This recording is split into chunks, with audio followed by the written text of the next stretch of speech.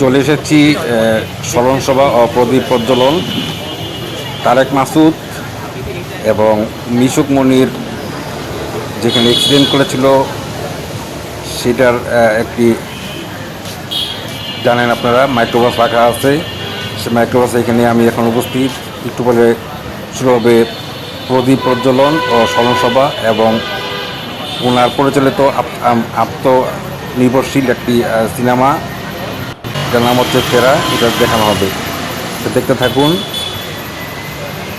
এটা আপনার টিএসসির পাশে একটা গলি ঢুকেছে, ঢাকা ইউনিভার্সিটির পাশেই। সেইগুলোতে রাখা আছে মাইক্রোবাসের ভগ্নাংশ, দেখতে থাকুন। আর সামনে দিয়ে আছে সিটের অংশ। মহাসড়কের এখানে একটি প্রচণ্ড রকম দ্রুতগতির ট্রাক এসে মাইক্রোবাস থেকে ধাক্কা দেয়। সেই ধাক্কাতে এই মাইক্রোবাস ভেঙে একদম গুড়িয়ে যায়। সঙ্গে সঙ্গে দুইজনের মৃত্যু হয়। এই সেই মাইক্রোবাস, এর প্রতীক হিসাবে এটা রাখা হয়েছে। চলুন সামনে যেয়ে দেখি মাইক্রোবাসের সিটের কি অবস্থা। আপনারা দেখতে পাচ্ছেন সিটগুলি মাইক্রোবাসে যেমন ছিল ঠিক সেমনই আছে। যেই জায়গায় আঘাত হেনেছে সেই জায়গাতে সিটগুলি মুচড়িয়ে গেছে। ড্রাইভার সিট সহ অন্যান্যগুলি দেখেন কি অবস্থা। ঠিক এই জায়গাটাতে বসেছিলেন তারেক মাসুদ, পাশাপাশি মিশুক মনির, যিনি সিনেমা বানিয়েছেন মাটির ময়না। আসলে সিটের অবস্থা দেখে খুবই খারাপ লাগছে। এখানে রক্তের দাগের অনুলিপি হিসাবে কিছু ফুল রাখা হয়েছে, গোলাপ ফুল।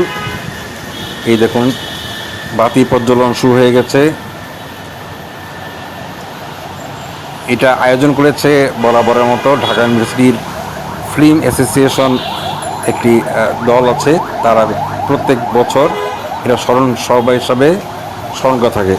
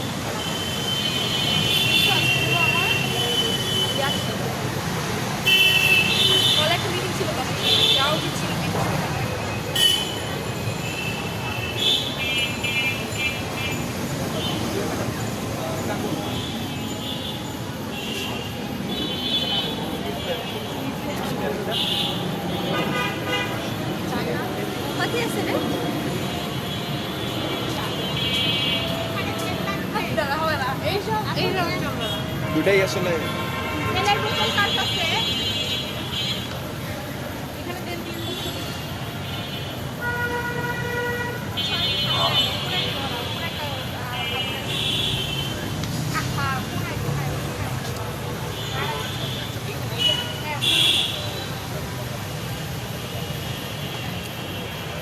ঢাকা ইউনিভার্সিটির ফিল্ম সংসদ, এটা সবসময় করে থাকে, যা বাংলার নাম হচ্ছে ঢাকা বিশ্ববিদ্যালয় চলচ্চিত্র সংসদ। আমি তো এবার প্রথম বাংলাদেশে আমরা যখন হচ্ছে ওনার জন্মবার্ষিকী ছিল, সেটা আমরা টরন্টোতে এটা উদযাপন করা হয়েছে। ওখানকার ফিল্ম ফেস্টিভ্যাল এবং সাংস্কৃতিক সংগঠন করেছে, এবং প্রথম আমার আশা হয়েছে, যেহেতু আমি দেশের বাইরে থাকি। তো এটা সত্যি খুব একটা হৃদয় বিদারক। এখনো পর্যন্ত আমরা নিরাপদ সড়ক চাই, যে তার আন্দোলন করে গিয়েছে। এখন সেই সড়ক চায়ের আন্দোলন করতে করতে করেছেন আমাদের ইলিয়াস কাঞ্চন অসুস্থ হয়ে পড়েছেন, কিন্তু আমরা এখনো পর্যন্ত নিরাপদ সড়ক চাই পেলাম না।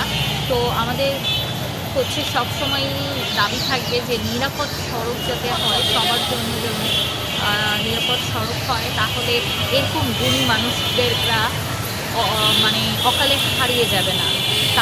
তারা হয়তো বা আজকে অস্কার পেতে আমাদের বাংলাদেশে তারা যদি বেঁচে থাকে, কিন্তু সেটা এই যে একটা সামান্য সামনে একটা দুর্ঘটনা তাদের জীবনটা কেড়ে নিয়েছে। তো আমরা চাই যে আমরা সবাই নিরাপদ সড়কের জন্য কাজ করব। এটা শুধু ইলিয়াস কাঞ্চনের জন্য না, যা নিরাপদ সড়ক না, সবার জন্য নিরাপদ সড়ক হওয়া উচিত। আর আমরা যারা যেখানে আছি সবাই সেখান থেকে কাজ করবো নিরাপদ সড়ক।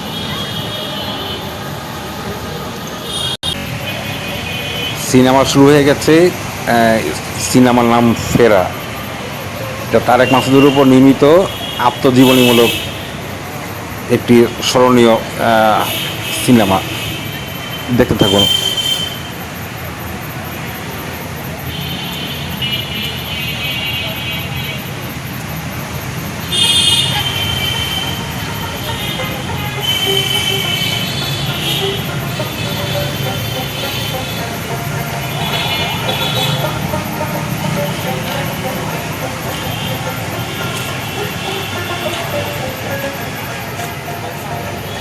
এটা কিন্তু তোমরা জানো কিনা, কিন্তু আমার ছোটোবেলা মাদ্রাসা, ঢাকায় মাদ্রাসা, এখানে আমি পড়েছি।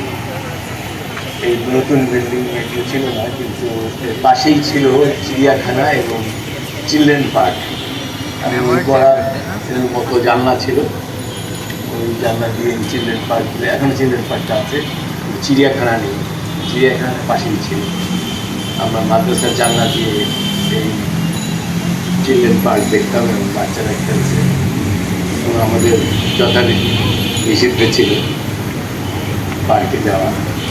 আমাদের জন্য বোর্ডিং তৈরি ছিল এক ধরনের, যেখানে আমরা কোনো রকম ব্যাট বল ছাড়া কোনো ছক আঁকা নিষিদ্ধ ছিল। আবার এই মাদ্রাসাটা মানে তার হচ্ছে যে তার তবলিগেরও কেন্দ্র। আরেকটি মাদ্রাসায় আমাকে ভর্তি করা হয়েছিল, হাত থেকে আমাকে অনেক দূরে রাখার জন্য, অজানা জায়গায়। তারই একটা অংশ হিসেবে আমাকে পরে আমার মনে আছে প্রায় যশোরের কাছে মধুমতি নদীর পাড়ে বোয়ালবাড়ি, বাহিরদিয়া গ্রাম, খুব রিমোট, আশেপাশে কোনো টাউন নেই, চায়ের দোকান নেই, 5-10 মাইলের মধ্যে এরকম একটা গ্রামের মধ্যে একটা মাদ্রাসা। ওই মাদ্রাসায় নিয়ে গিয়েছিল আমাদের, যাতে আমার চাচারা আমার বাবার অনুপস্থিতিতে আমাকে উদ্ধার না করতে পারে বা আমি নিজে চলে আসতে না পারি। এই যে বিভিন্ন মাদ্রাসায় পড়ার সুযোগে বা পাঠানোর সুযোগে আমার is all amounts to journey. ছোটোবেলাটা আমার অনেক জার্নির স্মৃতি, এবং এই জার্নিটা মনে এই লালবাগ মাদ্রাসাকে মনে রেখে এর যে রিজিডিটিটা, যে একদম নিয়ন্ত্রণ, বাচ্চাদের সমস্ত কিছু যেভাবে পড়া, শাসন, সেগুলো আমার মনে আছে যে প্রতিটা জিনিস ঘন্টায় বেঁধে দেওয়া থাকতো, যে এতটা থেকে এতটা ই করতে হবে, এতটা থেকে এতটা নিচের কাপড় নিজে ধুতে হবে, এতটার মধ্যে ঘুমোতে হবে, দুপুরবেলা 1 ঘন্টা। তেমনি ছিল লাঞ্চ ব্রেক বাঁচত এবং ওই খাবার ঘরটা বেশ দূরে ছিল। তো আমরা প্রায় দৌড়ে বেলবাজার সঙ্গে দৌড়ে যেতে হতো, কারণ বেশি দেরি করলে খাবার বন্ধ হয়ে যেত। একে ঘরে ঘরে সাজানো আর তো সেই মাটির খোড়ায় যার যার খাবারের কাজটা পৌঁছানো, এবং সে এক বিশাল জার্নি। পদ্মা, সারা রাত পদ্মা পার হওয়া। এখন আমরা 20 মিনিট পদ্মা পার হই, আর তখন আমরা সারা রাত পদ্মা, এবং প্রচুর ঝড় তুফান স্মৃতি আছে আমাদের। একবার একটা নির্দিষ্ট ঝড়ের কথা মনে আছে আমার, যে মাদারীপুরে নোংর করা আছে, কিছুক্ষণ পরেই লঞ্চটা ছাড়বে। তখন আমার আব্বা কিছু সাদাই পাতায় কেনাকাটা খাবার কিনতে এই 5 মিনিটের জন্য বাইরে গেছে। ততক্ষণে ওটা কালবৈশাখী হবে। Raincoat, everybody wearing raincoat. Sorry,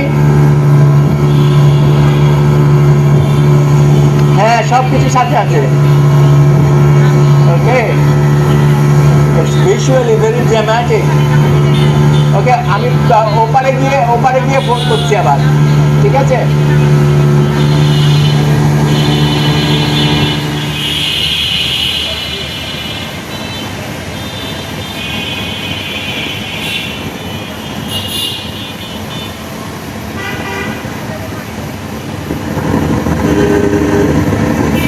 একটা জায়গা মানুষ যখন অনেক দিন থাকে তখন সেখানেই ফেরা।